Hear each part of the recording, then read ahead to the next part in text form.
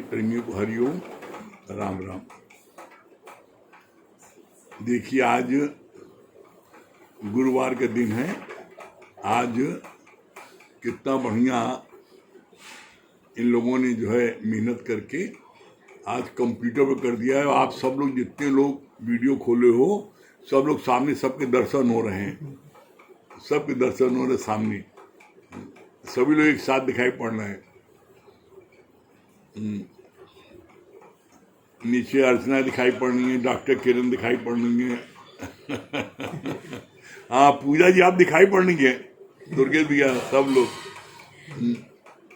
सभी लोग जो है इन लोगों ने बड़ी मेहनत करके ये किया है और सब लोग एक साथ दिखाई पड़ रहे हैं। अच्छा लग रहा है।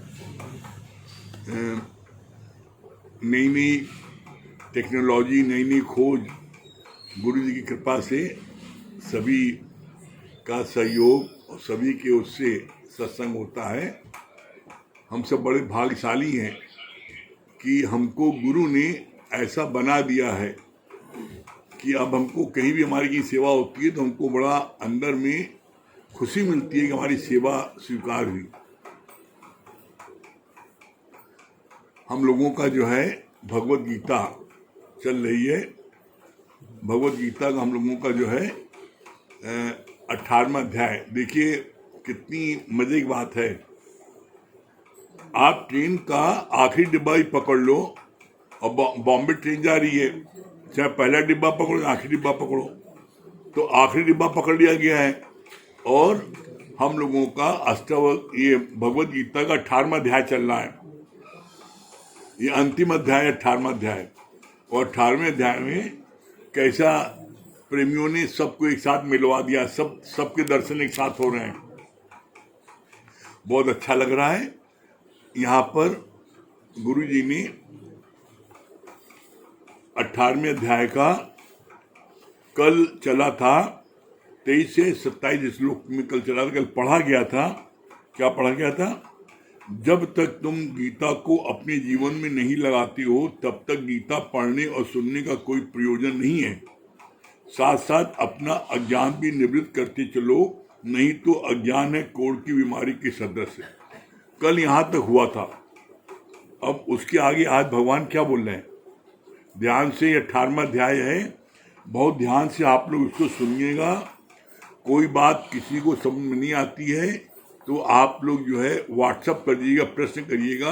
पंकज भैया के मोबाइल पर, दिनेश भैया के मोबाइल पर प्रश्न कर लीजिएगा तो आपको उसका उत्तर मिलेगा। एक एक गीता के एक एक शब्द को अच्छे से समझना है, क्योंकि अंतिम जो है चैप्टर है और यहाँ पर ये लास्ट स्कोर है। आपको यहीं से मुक्ति मिलनी है और अगर यहीं पर आप उलझ गए तो फिर क्या आवागमनी चक्कर में पड़ना पड़ेगा।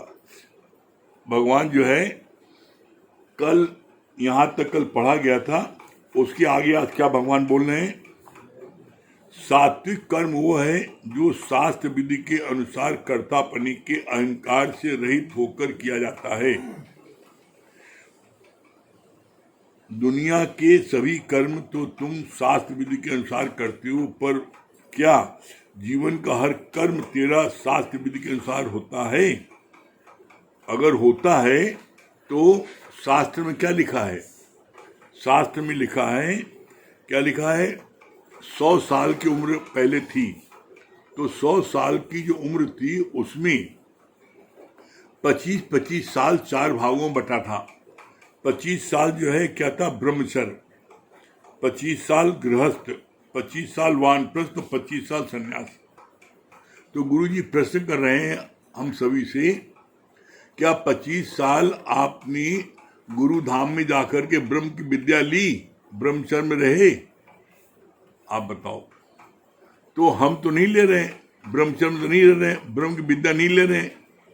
25 साल तक गुरु धाम में जाकर के गुरु की सेवा करना, ब्रह्म विद्या लेना, तब ब्रह्म विद्या प्राप्त होती है। तो क्या हम जितने बैठे हैं कोई भी 25 साल तक किसी ने ब्रह्म विद्या लिया? नहीं लिया। बाकी हर चीज बराबरी करते हैं। तो यहाँ कितना अच्छा बोला भगवान ने।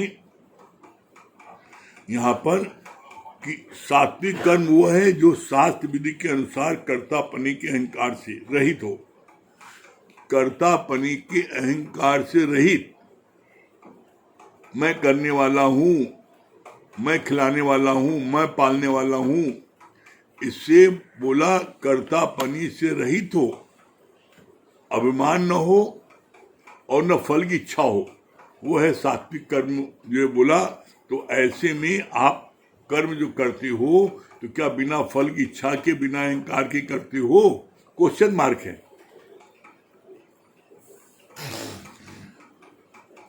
दुनिया के सभी कार्य में कहेंगे हमको जो है, हमको शास्त्र विधि के अनुसार चलना चाहिए, हमको ये करना चाहिए।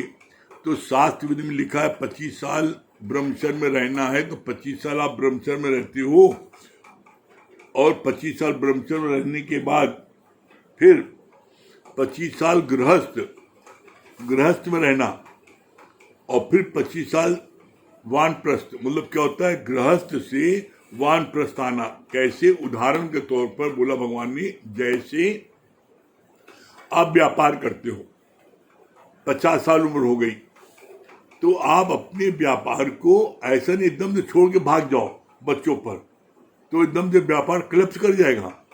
क्यों? क्योंकि आपने बच्चों को ABCD सिखाया नहीं। तो बोला 25 साल बच्चों को साथ में रख करके उनको व्यापार के सारी हुनर बताओ कि कैसे माल की परचेजिंग की जाती है, कैसे सिल किया जाता है, कैसे जो माल की अल्टा पलटी की जाती है, मतलब सारी चीज़ें आप उनको जब व्यापार की चीज़ बताओगे तो फिर क्या होगा? वो बच्चे 25 साल में एकदम पूर्ण रूप से व्यापार में सक्षम हो जाएंगे। और जब सक्षम हो जाएंगे तो क्या होगा? फिर आप बोला 75 साल में आप संन्यास ले लो, बच्चे अपना देख रहे हैं, कोई दिक्कत नहीं होगी। लेकिन लोग जो अज्ञानता में क्या करते हैं, एकाएक वैराग्य आता है और घर द्वार छोड़ के, दुकान छोड़ के भाग जाते हैं, कहते मैंने संन्यास ले लिया। वो संन्यास नहीं ले लिया, लड़की भाग गई मोहम्मद के साथ में, लड़के ने जो है किसी जो है गैर जाति से शादी कर ली, लड़का आवारा हो गया। तो समाज में मेरी नाक कट रही है, लोग ऐसा ऐसा बोल रहे, तुम्हारा लड़का ऐसा हो गया तुम्हारे कारण। तो जब समाज के ताने बाने नहीं सह पाते तो लोग घबरा करके, जो कमजोर दिल वाले होते हैं वो जंगल भाग जाते हैं और कहते मैंने संन्यास ले लिया। ये टोटल अज्ञान है। संन्यास कोई धर्म है ही नहीं ना, आप पूरी गीता पढ़ लो, संन्यास कोई धर्म ही नहीं है। संन्यास तो नाम दे देते हैं जो भगोड़े होते हैं, डरपोक होते हैं, बुजदिल होते हैं। और गुरु ने क्या बोला? कैसी भी कोई प्रॉब्लम सामने आए, आप उस प्रॉब्लम का डट के मुकाबला करो, भागो नहीं। भागने से आपकी समस्या हल नहीं होगी। आपकी समस्या हल कब होगी? जब आप उसका डट के मुकाबला करोगे। डट के मुकाबला क्यों नहीं करते आप करोगे, निश्चित आपको सफलता मिलेगी। तो यहां पर भगवान बोल रहे हैं कि अगर शास्त्र विधि के अनुसार भी आप चलते हो तो पहले 100 साल उम्र थी, आज कितनी उम्र है? अधिक से अधिक 60-70 साल, मैक्सिमम 80 साल। अगर 80 साल भी ले लो तब भी आपका जो है शुरू के 20 साल ब्रह्मचर्य, फिर 20 साल आपके गृहस्थ, 40 साल की अवस्था तक गृहस्थ में, और 40 से 41 जैसे शुरू हो तो गृहस्थ से वानप्रस्थ की तरफ शुरू कर दो। व्यापार से रोज कम करते जाओ समय। पहले तुम बैठते थे 10 घंटे, अब जब इसमें आए तो क्या करो, तुम 2 घंटे कम कर दो, और 2 घंटे कम करके वो 2 घंटे अपने क्या करो, अपनी जो है अपने सत्संग में दो, निष्काम कार्य में दो, गुरु का संग करो।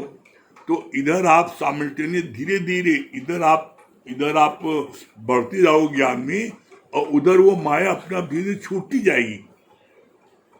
आपको पता भी नहीं लगेगा किस दिन आपकी माया छूट गई। कैसे? जैसे मान लीजिए आप नदी के इस पार बैठे हैं और आपको उस पार जाना है, तो आप क्या बोलते हो, मैं ये पार छोड़ रहा हूं। आप उस पार की जानी खुशी में भजन गाते हो, नाश्ता पानी करते हो, खुली ठंडी हवा का आनंद लेते हो। तो इसी तरीके से आप ज्ञान में आगे बढ़ते जाओ और अपने उस गृहस्थ जीवन को, व्यापार को उधर जो कम करते जाओ, तो एक दिन आपका पूरा समय ज्ञान में लग जाएगा, गुरु प्रेमी के साथ रहेगा। आप 1 मिनट आपको टाइम ही नहीं मिलेगा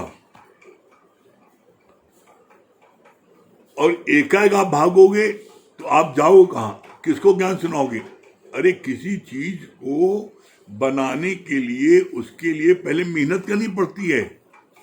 आप जब दुकान खोलते हो शुरू में तो आप फेरी लगाते हो ना, घर घर जाके सामान बेचते हो ना, साइकिल पर है, घर घर जाते हो, बेचते हो, सामान को तारीफ करते हो, बताते हो और 12 घंटे मेहनत करते हो। धीरे धीरे धीरे धीरे आपको व्यापार का अनुभव होता जाता है और आप मेन मार्केट में अपना अच्छा शोरूम खोल लेते हो। तो आप वहां बैठते हो तो आप दौड़ दौड़ कर नहीं आते ना। तो उसी तरह यहाँ पर है, आप धीरे धीरे धीरे धीरे आप व्यापार से हटते जाओगे, ज्ञान में आगे बढ़ते जाओगे। एक दिन क्या होगा, एक दिन आपका टोटल ज्ञान का शोरूम खुल जाएगा और हर कोई आपके पास में ज्ञान लेने आएगा। जिस चीज का बोर्ड लगा होता है, जिस चीज का आप शोरूम खोलते हैं, अगर आप कपड़े का शोरूम खोलती हैं तो जिसको कपड़ा लेना होता है वो आपके शोरूम में आता है। आप ऑर्नामेंट्स का खोलती हैं तो जिसको ऑर्नामेंट लेना होता है वो ऑर्नामेंट लेना आता है। तो उसी तरीके से आप जब जो है ज्ञान का शोरूम खोलोगे तो आप पास लोग ज्ञान लेने नहीं आएंगे, उसके लिए लेने आएंगे। बस आप ईमानदारी से ज्ञान को बांटते चलो, निश्चित समझ लेना आपका जो है शोरूम बहुत अच्छा चलेगा। और ऐसा शोरूम जहां आप एक पाई पैसे का आपको प्रॉफिट नहीं लेना है, टोटल आपको जो है फ्री में सब कार्य करना है। तो वहां तो देखो, आज आप देख लो, कुछ डॉक्टर किसी धार्मिक संस्था से जुड़े होते हैं और वहां पर वो हफ्ते में 2-3 दिन बैठते हैं और फ्री देखते हैं। तो जहां वो फ्री देखते हैं वहां पर लोग जो है 6 बजे सुबह पहुंचते हैं और लोग 500 लोग दिखाते हैं, और जहां पैसा देके देखते हैं वहां 5 लोग दिखाते हैं। तो आप फ्री बांटोगे तो लोग लेने नहीं आएंगे, निश्चित लेने आएंगे। आप देने वाले बनो तो। फिर भगवान ने क्या बोला, ज्ञानी है हार्मलेस, उसके किसी भी कर्म से राग या द्वेष नहीं छलकता। क्यों नहीं छलकता? किसी भी कर्म से राग और द्वेष क्यों नहीं छलकता? क्यों? क्योंकि ज्ञानी कोई भी कर्म करता है उसमें किसी प्रकार की कोई फल इच्छा नहीं रखता, कोई चाहना नहीं रखता। जिसको भी ज्ञान सुनाता है उससे वो एक गिलास पानी की भी अपेक्षा नहीं करता। जब आप सिर्फ देने वाले हो और लेने वाले नहीं हो तो फिर आपको किस बात का, किससे राग होगा और किससे द्वेष होगा? भाई राग तो उससे होता है जो आपको बड़ी गिफ्ट दे रहा है, खूब गिफ्ट दे रहा हो, आप गिफ्ट लेते जा रहे हो, पता लगा गिफ्ट देना बंद कर दिया तो आपको उससे द्वेष हो गया। कोई आपकी इज्जत नहीं करता है, उससे आपको द्वेष हो गया। तो ज्ञानी मान और अपमान दोनों से उपराम रहता है, वो किसी में भी नहीं फंसता। मान मिलता है वो भी ट्रांसफर कर देता है गुरु को, अपमान मिलता है वो भी ट्रांसफर कर देता है गुरु को। गुरु जी ने बड़ा अच्छा बोला कि आप लोग कहते हो जब गुरु जी वहां गए तो बड़ा मुझको मान मिला तो मैंने गुरु को ट्रांसफर कर दिया। तो कहा फिर जब आप कभी अपमान मिलता है तो आप दुखी क्यों होते हो? उसको भी गुरु को ट्रांसफर कर दो। जब गुरु को ट्रांसफर कर दोगे तो न तुमको मान लगेगा न तुमको अपमान लगेगा। फिर कितनी अच्छी बात बोली।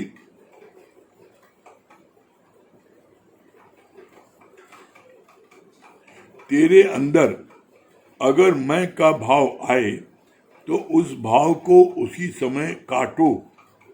किसी भी कर्म को करके तुम फल की इच्छा नहीं रखो। कभी भी तेरी प्रशंसा होती है तो तुम उसे गुरु को रीडायरेक्ट कर दो। क्या बोला? उपाय कितना अच्छा बता रहे हैं गुरु जी। तेरे अंदर अगर मैं का भाव आए तो उस भाव को उसी समय तुरंत काटो। मैं का भाव क्या मतलब? मैं लड़के को डॉक्टर बनाऊंगा, तो अपने मन में तुरंत ये लाओ प्रश्न कि तुम उसको बनाओगे, तुम्हें किसने बनाया? तुमको किसने बनाया? बोला भगवान ने बहुत अच्छी बात, जैसे ही कोई बात मन में आए तुरंत अपने मन को समझाओ कि बिना भगवान की शक्ति के क्या तुम एक गिलास पानी भी अपने हाथ से पी सकती हो? जब तक उसकी शक्ति से तुम कार्य करते हो। हाँ, ये बात जरूर है कि तुम सत्संग कार्य करते हो या माया का कार्य करते हो, यहाँ तुम्हारी इच्छा है, लेकिन चाहे माया का कार्य करो और चाहे सत्संग कार्य करो, बिना परमात्मा की शक्ति से आप कुछ भी नहीं कर सकते। तो मैं कहाँ करने वाले बने? इसीलिए यहाँ बोलते हैं भगवान कि जहां मैं आए तो भगवान पर ट्रांसफर करने, भगवान तुम करने वाले हो। किसी भी कर्म को करके तुम फल की इच्छा नहीं रखो कभी भी। हाँ, आप कर्म करने के बाद में फल की इच्छा नहीं रखो। क्यों नहीं रखो? क्योंकि अगर आपने फल की इच्छा रखी और आपको फल आपको नहीं मिला आपकी इच्छा के मुताबिक, तो आपको दुख होगा। तो फल की इच्छा आप रखते क्यों? इसीलिए बोलते हैं फल की इच्छा नहीं रखोगे तो आपको किसी से राग और द्वेष नहीं होगा। आप निस्वार्थ प्यार करते जाओ, बस निस्वार्थ ज्ञान बांटते जाओ। कैसे? जैसे गुलाब का फूल है, अब वो जो है खुशबू देता है, वो किसी से ये नहीं अपेक्षा करता कि इसको जो है मेरे को पूजा के उसमें चढ़ाओ, भगवान के उसमें। कोई उसको जो है आपके जो है वैश्या के जोड़े में लगाता है, कोई उसको जो अपने अपने सूट में लगाता है, कोई किसी को गिफ्ट करता है और कोई उसको जो है पैर से मसल देता है। तो क्या फूल किसी से बोलता है तुमने इसका ऐसा दुरुपयोग क्यों किया? नहीं, उसका काम है सिर्फ खुशबू देना। इसी तरीके से आपका सिर्फ एक काम हो, बस क्या? हम सिर्फ सबको प्यार करेंगे, बस, कोई दूसरा काम नहीं। कोई कैसा भी नीच, पापी, अधर्मी, कुकर्मी, बदचलन, कैसा भी स्वभाव वाला हो, मेरा काम है उससे सिर्फ प्यार करना। वो कैसे भी चले, वो जैसा करेगा जैसा चलेगा, उसको वैसी उसको जो उसको सजा मिलेगी। बिन भोगे छूटे नहीं कर्मगत बलवान। तो तुम क्यों परेशान होते हो भाई? इसलिए किसी बात के लिए परेशान मत होना, और जब परेशान नहीं होगी तो निश्चित आपको क्या होगा? निश्चित आपको आनंद की प्राप्त होगी। फिर आगे बोला भगवान ने,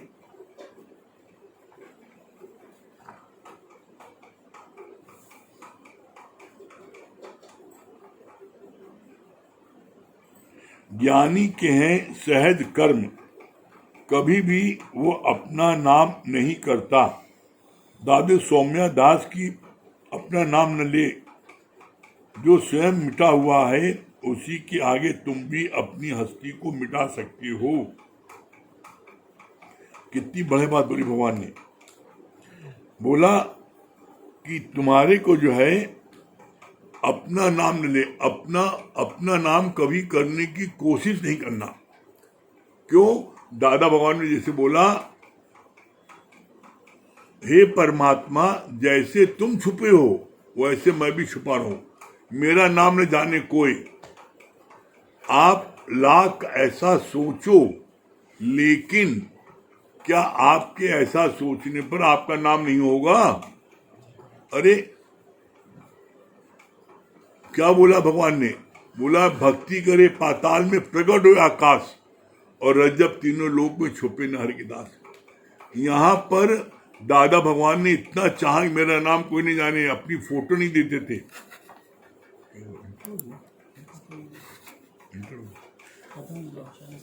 हाँ तो नहीं चल रहा, ठीक है।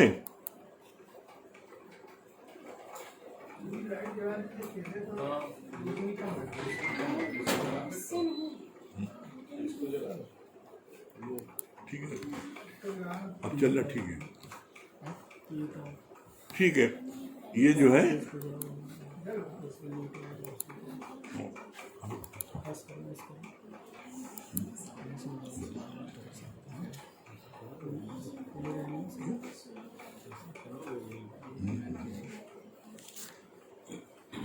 ठीक है, ये जो है बस नित्य ज्ञान में बैठते चलो, ज्ञान में बैठते जाओगे, आपको जो है एक दिन आप अपनी मंजिल को प्राप्त कर लोगे। पूरा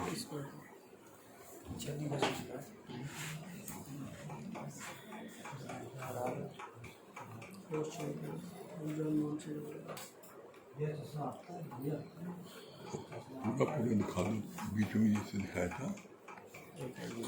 हाँ,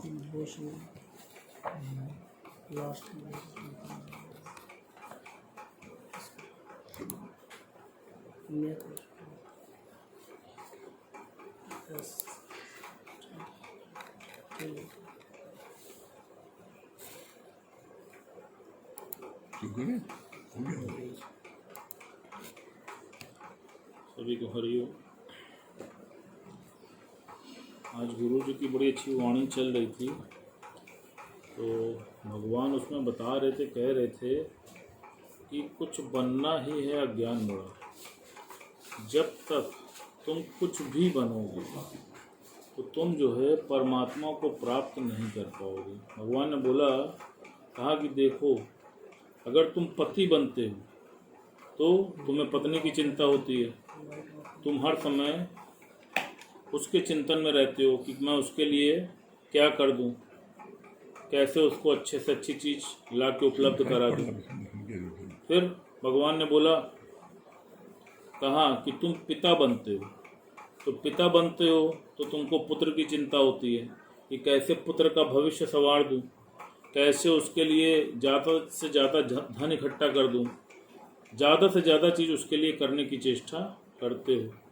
फिर बोला, कहा इसी तरह जो लड़की होती है जब वो किसी की पत्नी बनती है तो वो पति को लेकर के परेशान रहती है कि मैं पति की कैसे सेवा कर दूं, या किसी की माँ बनती है तो पुत्र को लेके उसके भविष्य को लेकर के वो परेशान रहती है।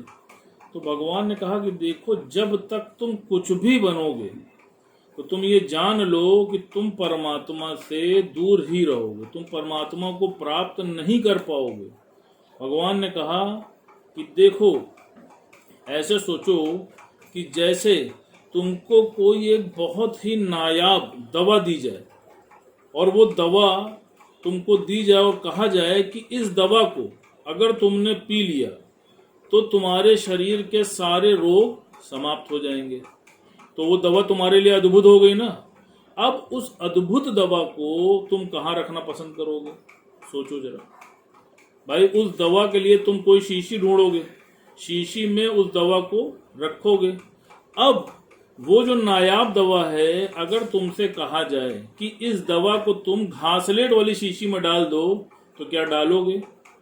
क्यों? क्योंकि ना वो दवा में रहेगी ना वो घासलेट में रहेगी, वो दवा तुम्हारी व्यर्थ चली जाएगी। कहा इसी प्रकार कि उसके लिए तुम क्या करते हो? उसके लिए तुम बहुत ही उत्तम शीशी खोजते हो जिसके अंदर कोई भी गर्दा धूल मैल ना हो, तभी तुम उसमें उस दवा को रखना चाहते हो और तभी वो वहां पे सुरक्षित रहती है। फिर दूसरा उदाहरण दिया, कहा देखो, जैसे तुम्हारे घर में दूध आता है, दूध वाला दूध लेके आता है, तो कुकर में सब्जी पक रही होती है, तो क्या उस सब्जी वाले कुकर में दूध को रख लेते हो? क्या सब्जी की इंपॉर्टेंस अपनी जगह है और दूध की इंपॉर्टेंस अपनी जगह है, लेकिन अगर तुमने सब्जी वाले कुकर में दूध को डाल दिया तो ना वो दूध में रहेगा और ना वो सब्जी में रहेगा, वो दोनों का दोनों व्यर्थ हो जाएगा। तो कहा इसी प्रकार तुम सोचो कि तुम गुरु के पास जब आते हो तो कैसे विकारों से सने हुए आते हो और तुम्हारा अंतःकरण जो है वो खाली नहीं होता है। तो जब तुम्हारा अंतःकरण ही नहीं खाली होता तो उसके अंदर गुरु ज्ञान कैसे डाल पाएगा? तुम सोच के देखो। और फिर वो तुम्हारा ज्ञान उसमें कहीं टिकेगा क्या? जिस तरह उस नायाब दवा को तुम एक साफ शीशी में रखते हो तभी वो दवा तुम्हारे उपयोग में आती है।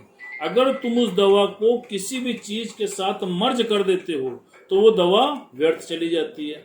तो कहा इसी प्रकार ये जो गुरु की तेज वाणी है ये तुम्हारे अंतःकरण को साफ कर देती है, और तभी जब तुम्हारा अंतःकरण साफ होता है तभी इसमें ज्ञान आकर के ठहरता है।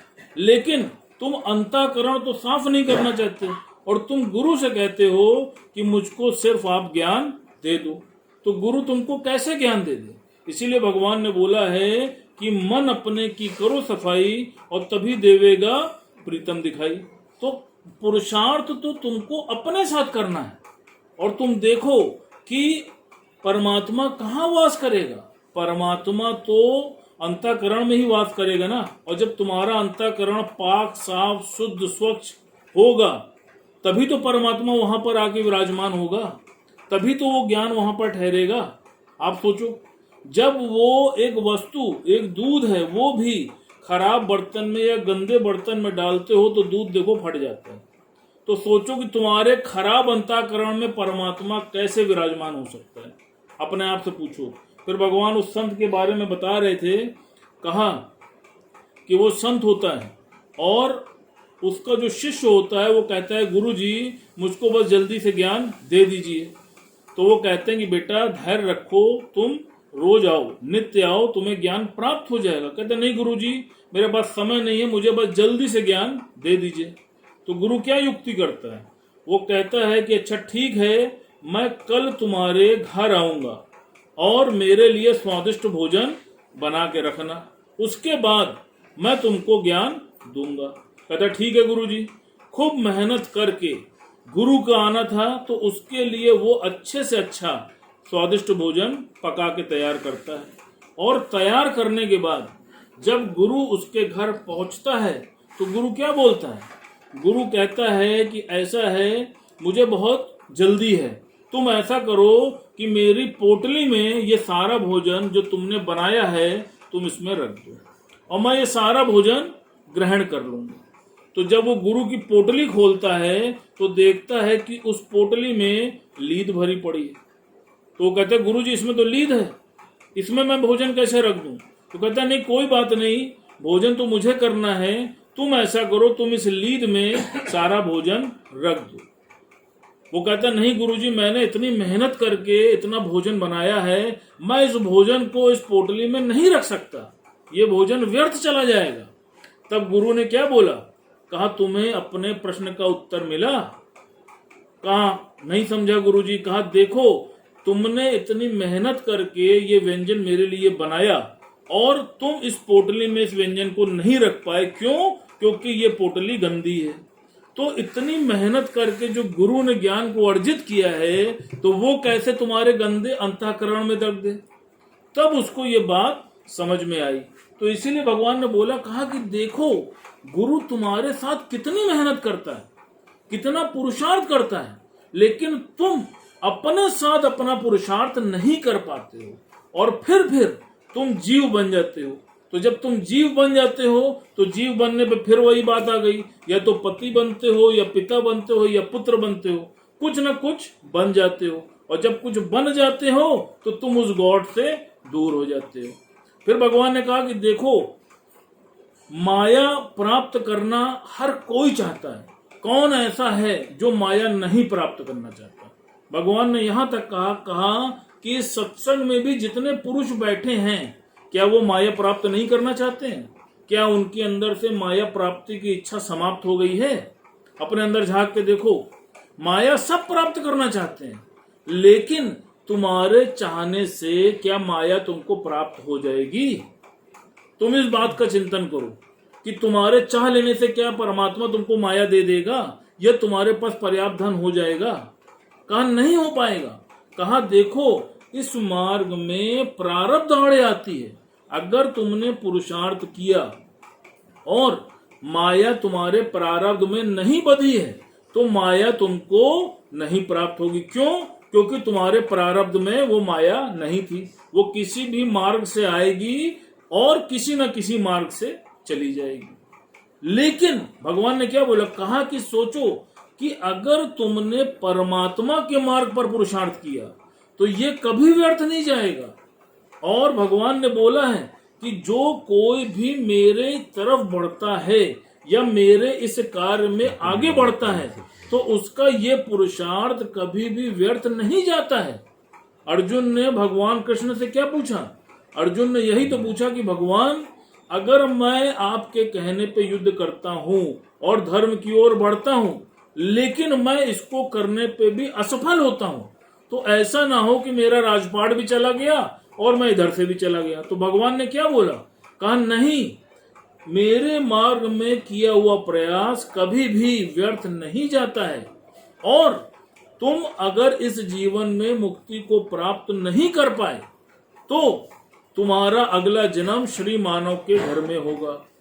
फिर भगवान ने क्या बोला कि जहां तक तुम पढ़ाई पढ़ चुके हो, अगले जन्म में तुम्हें उसके आगे की पढ़ाई पढ़नी है, ये नहीं कि तुमको फिर से वहीं से पढ़ाई पढ़नी है।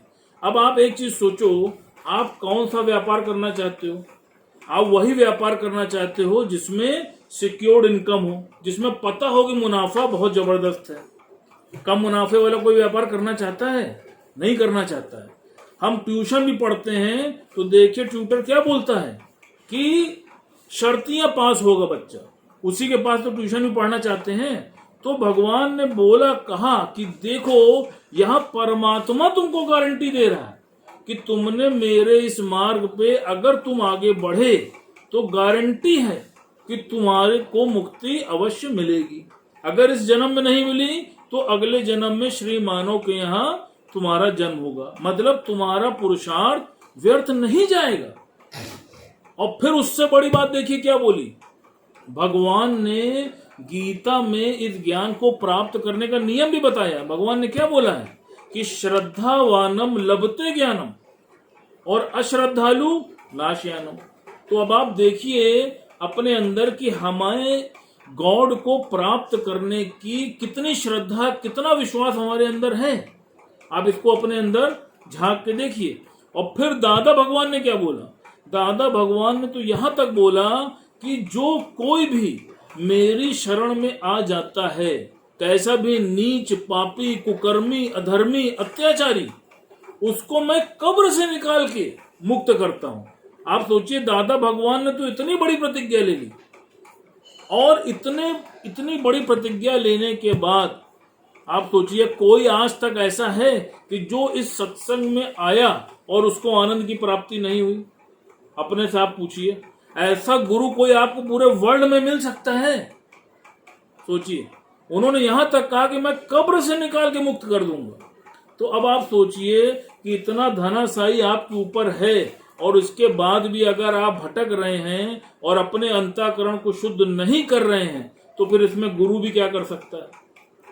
तो इसीलिए जितनी भी मेहनत है वो देखिए, मेहनत आपकी अपने साथ है। हम लोग क्या करते हैं, हम व्यर्थ के विचारों का पुलिंदा बनाकर उसी में उलझे रहते हैं और उसी का मनन और चिंतन बार बार करते रहते हैं। जैसा उस माई के साथ चलता है दृष्टांत कि वो एक माई होती है, एक बार एक बहुत बड़ा जहाज, उसमें कपास की गठरियां रखा हुआ बंदरगाह में पहुंचा।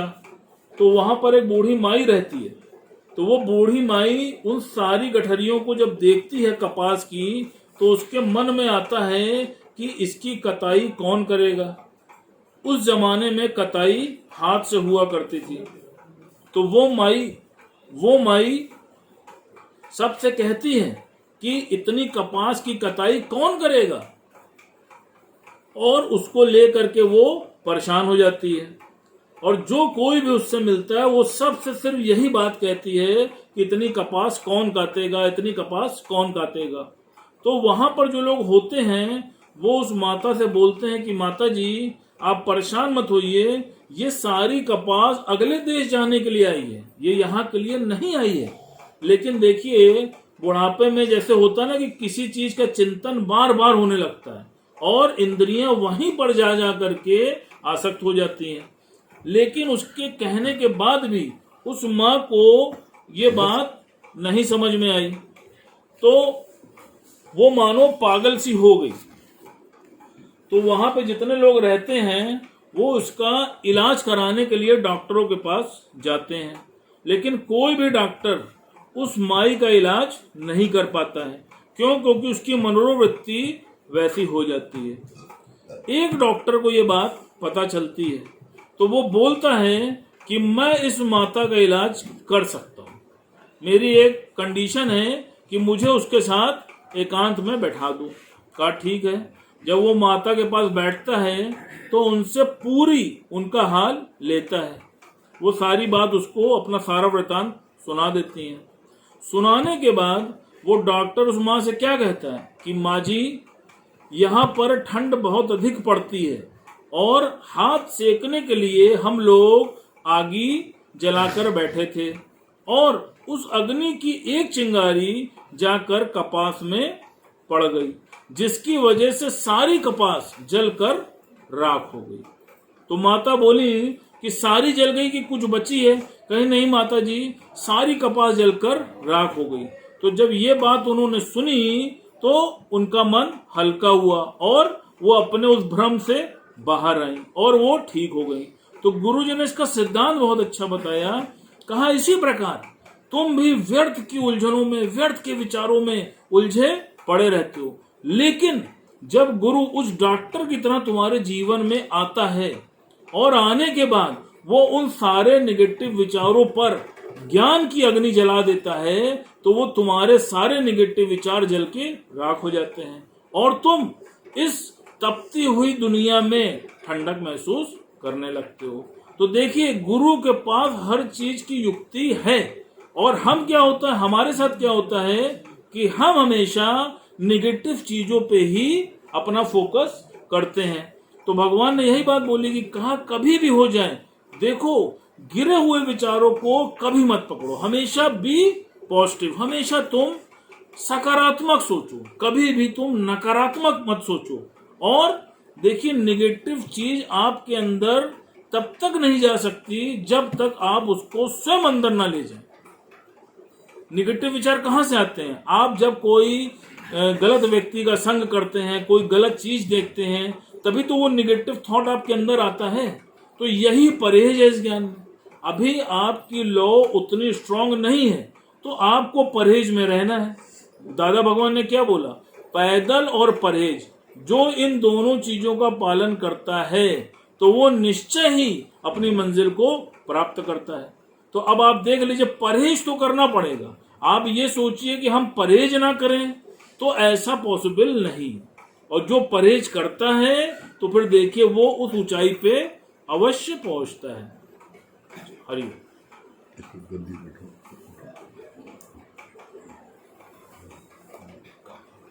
चलिए सत्य भैया का भजन सुन लीजिए। सभी प्रेम को हरिओम राम राम।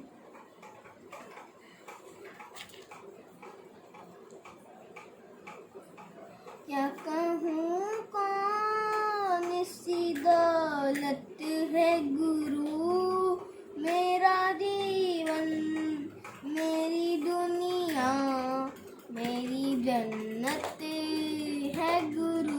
क्या कहूँ कौन सी दौलत है गुरु, मेरा जीवन मेरी दुनिया मेरी जन्नत है गुरु। बनाया इसी ने है जीवन सारा, बनाया इसी ने है जीवन सारा,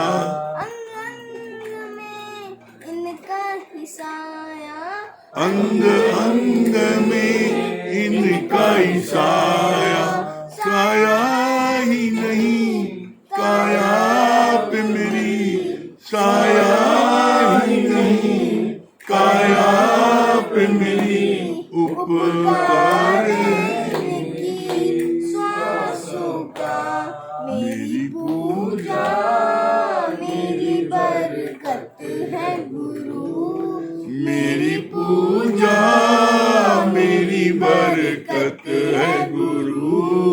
मेरा जीवन मेरी दुनिया मेरी जन्नत है गुरु, क्या कहूँ कौन सी दौलत है गुरु, मेरा जीवन मेरी दुनिया मेरा सब कुछ है गुरु, मेरा सब कुछ है गुरु, मेरा सब कुछ है गुरु।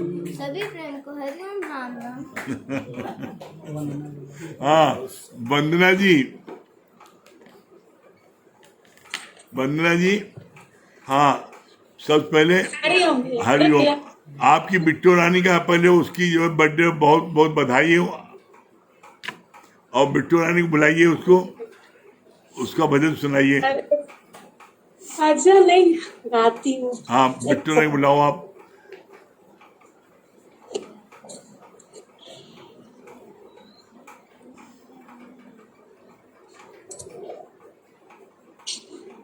हेलो अंकल बात कर लो।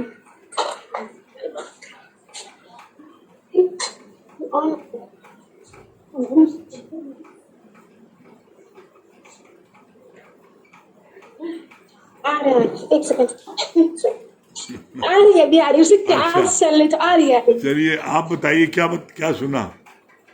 जी एक सेकंड।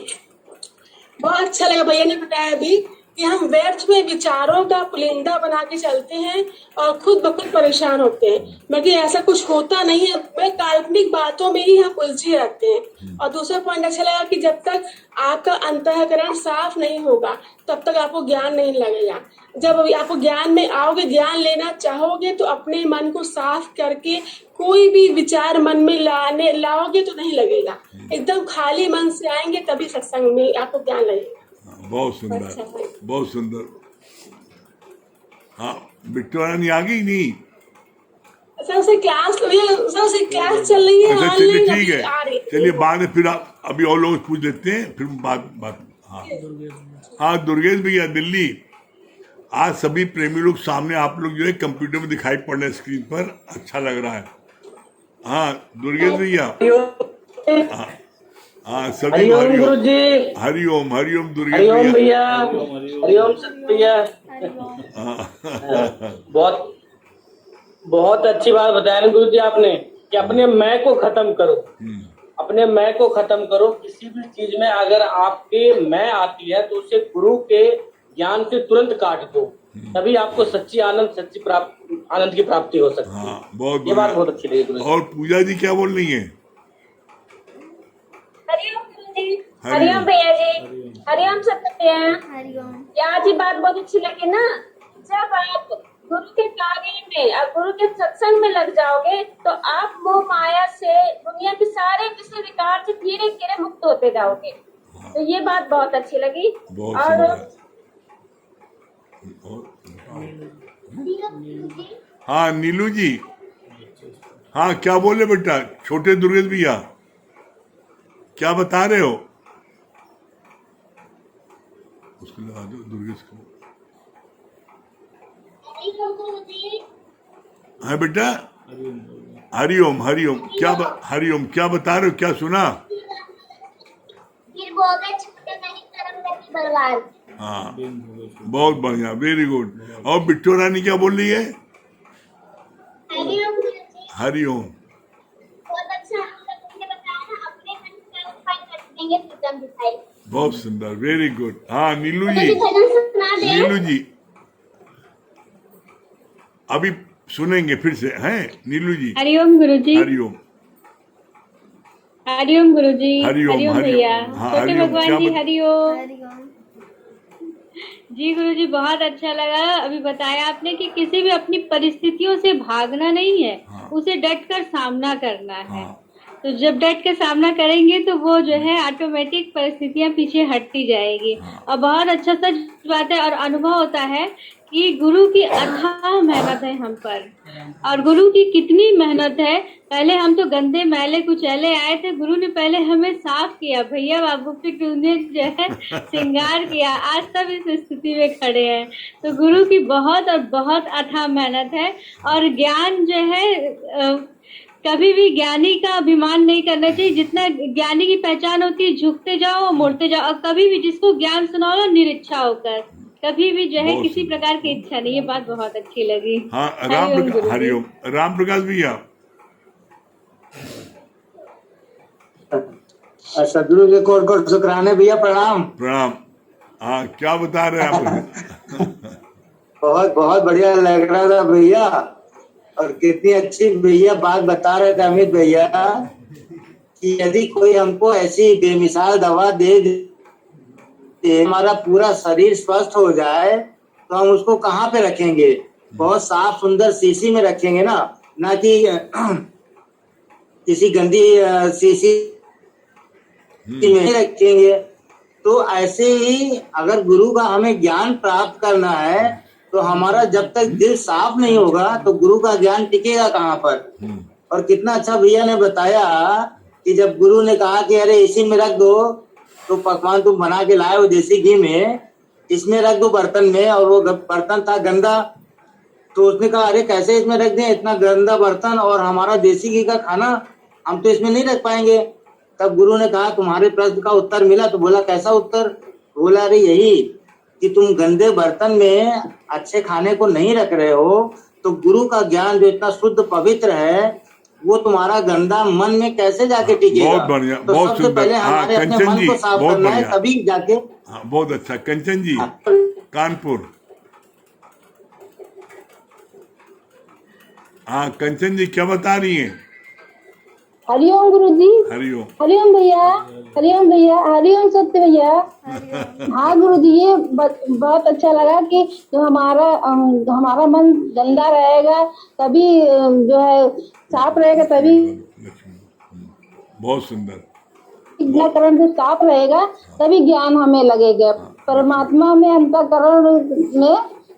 हाँ बहुत सुंदर। हाँ लक्ष्मी जी, भजन सुनाइए। हाँ लक्ष्मी जी। अरे यार,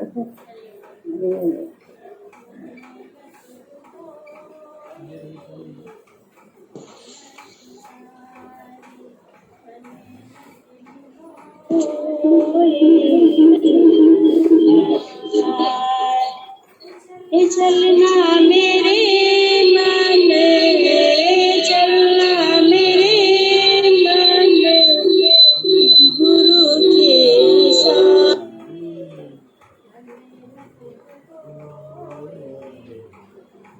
दो जगह आ रहा है, एक हटा दो वहां से।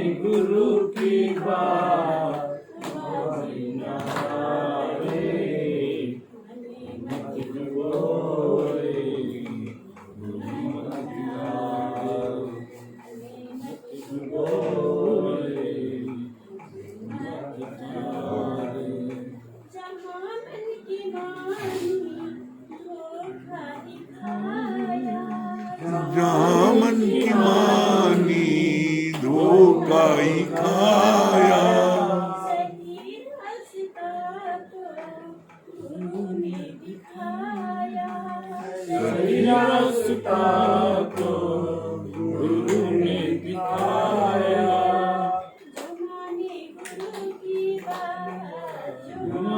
गुरु की बात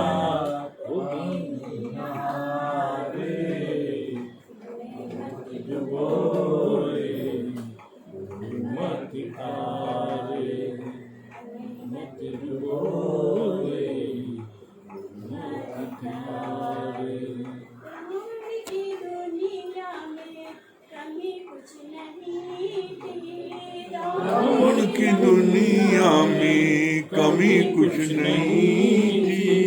सभी कुछ था लेकिन गुरु मत नहीं थी। सभी कुछ था लेकिन गुरु मत नहीं थी। जिज्ञासु का जीवन जिज्ञासु का जीवन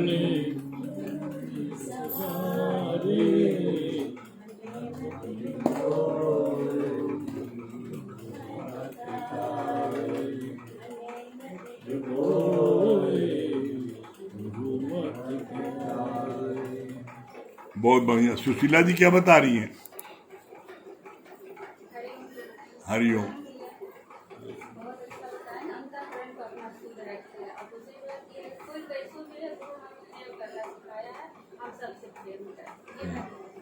हाँ चित्रा जी। हरिओम। बहुत अच्छा बता रहे थे ना, ये जीवन 4 भागों में बटा है। जैसे 20 तो बाल्यावस्था में जवानी निकल गया, 20 गृहस्थ में 40 साल के हो गए, फिर 20 वानप्रस्थ में और 20 संन्यास। तो हमेशा ही गुरु की शरण में रहेंगे तो तभी हमें ज्ञान लगेगा। और दूसरी बात ये अच्छी लगी, श्रद्धावान लगते हैं। जब हम श्रद्धा से गुरु का ज्ञान सुनेंगे तो बहुत अच्छा लगेगा। अब भैया ने बहुत अच्छी बात बताई कि वो कपास वाली, जैसे व्यर्थ में चिंता कर रही थी तैसे उसको बीमारी घेर ली। तो इसलिए व्यर्थ में चिंता ना करें, कभी कुछ मन में सवाल आए तो तुरंत गुरु से पूछे। गुरु से हमेशा लेन देन करना चाहिए, तभी जीवन आगे बढ़ेगा। हाँ जगदीश भैया। बहुत अच्छा बताया कि निष्काम सेवा आप शुरू करो, गुरु का ज्ञान जो मिला है उसको बांटो, सुनने वाले आएंगे। जैसे तुम दुकान खोलते हो, मेहनत करते हो, शुरू बहुत चलती है। हाथ हटा लिए कैमरे से। शुरू में नहीं चलती है, हाँ लेकिन जब धीरे धीरे चलती है, उसी तरह से तुम ज्ञान बांटोगे तो क्या ज्ञान सुनने नहीं आएंगे। तुम अपना कार्य शुरू करो, ज्ञान सुनने लगेगा। हाँ संजय भैया क्या बोल रहे हैं? हरिओम गुरु जी, हरिओम भैया। ये बात बहुत अच्छी लगी। चाहे जीवन में कोई भी परिस्थिति है और नित्य का सत्संग आप लेते रहेंगे तो कोई भी परिस्थिति आपको भासेगी नहीं। ये बात बहुत। हाँ बहुत बढ़िया। हाँ मालवी जी। ये फोन ठीक है। हरिओम गुरु जी। हरिओम। आपने अभी बहुत बताया कि भक्ति करे पाताल में तो प्रकट हुए आकाश, जब तीनों लोक में छिपे नारी के साथ। दादा ऐसे कोई फोटो मांगा था, कहा फोटो क्या करोगे, हम तो तुम्हारे अंदर इतना रच बस गए हैं, तुम हमको अपने अंदर से निकाल ही नहीं सकते थे। बहुत बढ़िया। हाँ क्या बोल रहे मंगल भैया? बहुत अच्छी बात है गुरु जी, जैसे विचारों को सुलझना। सच बात है, हमारे पास तो विचारों का भंडार थोड़ा बड़ा। ये तो आपकी तरह में आए जब एक एक करके जो है बढ़ता गया। हाँ गुप्ता जी। सब अच्छी भली, जब भी कोई मुसीबत आए उसका जम का मुकाबला करना चाहिए। हाँ उससे भागना नहीं चाहिए। हाँ सज्जन भैया। ये चीज अच्छा लगा ना, जो कोई भी कर्म करे फल की इच्छा रखते तो दुखी सुखी होते, फल की इच्छा नहीं रखते। हाँ वंदना जी कहाँ है? वंदना जी। हाँ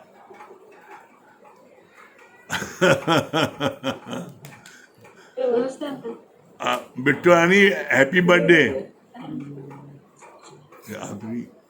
आवाज आ रही है? हाँ आ रही आवाज। हेलो वंदना जी, बिट्टू रानी हमारी आवाज सुनाई पड़ रही है? हाँ वो उसका वर्क फ्रॉम होम चल रहा है ना, बात करिए। अच्छा अच्छा अच्छा अच्छा। बेटा हैप्पी बर्थडे आपकी। Thank you uncle. हाँ बेटा, क्या तुमको अच्छा लगता है? सत्संग अच्छा लगता है? हाँ लेकिन सब में रहता ही नहीं है, इससे बैठ नहीं पाते हैं। कोई बात नहीं है, घर में मम्मी बैठती है ना तो उनका असर तुमको होगा अपने आप। ठीक है। जी चलिए बहुत बहुत अच्छा, वेरी गुड। हाँ इधर देखिए मिथिलेश जी आ गई है। हाँ मिथिलेश जी, आप भजन सुनाई 2 लाइन।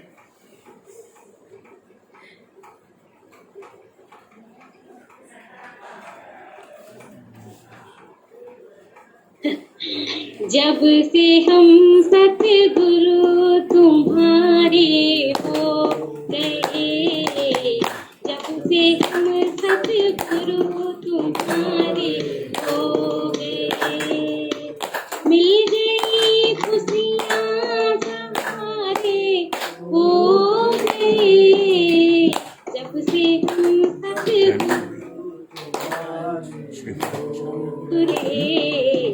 जब से हम सतगुरु तुम्हारे हो गए। उस बच्ची के बर्थडे के लिए, हाँ। बर्थडे के लिए भैया, हाँ हम भी अगर बच्चे होते, हम भी अगर बच्चे होते, नाम हमारा जानने को मिलता और दुनिया कहती है हैप्पी बर्थडे टू यू, दुनिया कहती है happy birthday to you. Thank you भैया। बहुत बढ़िया। हाँ वंदना जी आप सुना दीजिए बिट्टू रानी की बर्थडे की खुशी में, आप सुनाइए। बिट्टू नहीं सुना रही, बिट्टू की मम्मी सुना दे। हाँ उसको जोश आएगा फिर ना जी।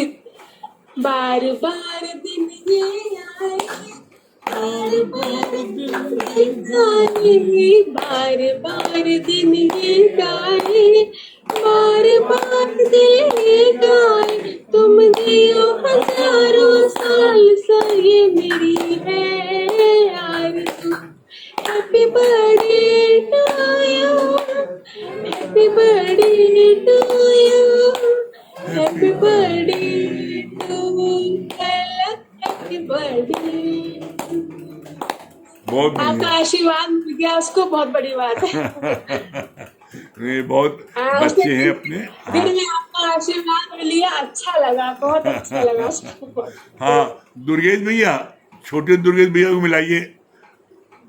दुर्गेश भैया, छोटे दुर्गेश भैया भजन गाने के लिए कह रहे थे। हाँ दुर्गेश भैया,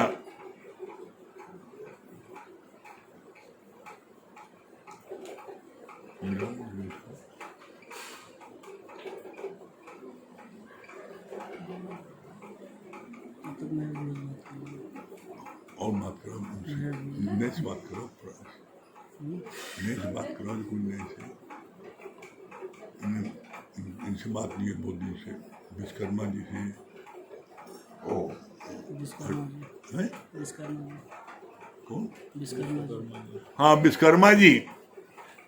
हरिओम भगवान। हरिओम, क्या बोल रहे विश्वकर्मा जी? बहुत बढ़िया। अभी भैया ने बताया कि जैसे क्या कहते हैं, दूध सब्जी है और सब्जी के बर्तन में दूध नहीं डाल सकते, नहीं दूध भी खराब जाएगा, सब्जी खराब जाएगी।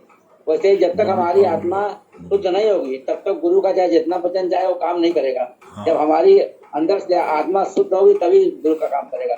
बहुत अच्छी बात लगी। हाँ बबलू भैया, बबलू पाल रामबाग। हरिओम गुरु जी। हरिओम, क्या बता रहे हैं बबलू भैया? गुरु जी, अमित भैया हरिओम। और बताए जब हमारा मन और अंतःकरण जब साफ होगा तभी वाणी अच्छी लगेगी और गुरु कृपा हमेशा बनी रहेगी। हाँ। और गुरु जी मन इतना समझ लीजिए प्रसन्न प्रफुल्लित होता है आवाज तो जैसे एकदम समझ लीजिए ताकत मिलती है आपकी, समझ लीजिए वाणी से एकदम सब काम अच्छे से होता है गुरु जी। आपकी लगता है। आपकी बहना चित्रा बहुत खुश हो रही है। जी गुरु जी हरिओम। हरिओम। और आपके बगल में ये आप कौन है?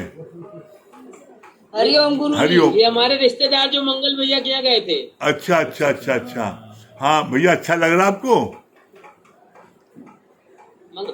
अच्छा लगता है गुरु जी सत्संग सुन के। बहुत अच्छा, वेरी गुड, बहुत बढ़िया। वैसे रोज सुनते रहिए, मन में शांति उसी दिन से ये भी जुड़ गया। ठीक है, बहुत अच्छा है, वेरी गुड, बहुत बढ़िया। उसी दिन से एकदम मन इनका भी लगा है गुरु जी। हाँ लगे हैं कहें हम भी सुनेंगे, हमसे बिल्कुल हाँ बिल्कुल रोज सुनिए, बहुत अच्छा है। हाँ जी। दिल्ली शांति जी, दिल्ली की शांति जी। हरिओम शांति जी।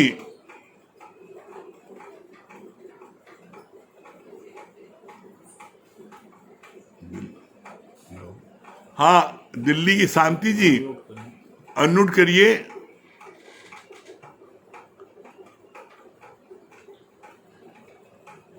हेलो। हाँ हरिओम। हाँ अब हरिओम गुरु जी। हरिओम। अब पता लगा राजधानी की आवाज आई है। बहुत अच्छा लगा गुरुजी, अपने मन की करो सफाई तभी देगा प्रीतम दिखाई। बहुत बढ़िया, वेरी गुड, बहुत सुंदर।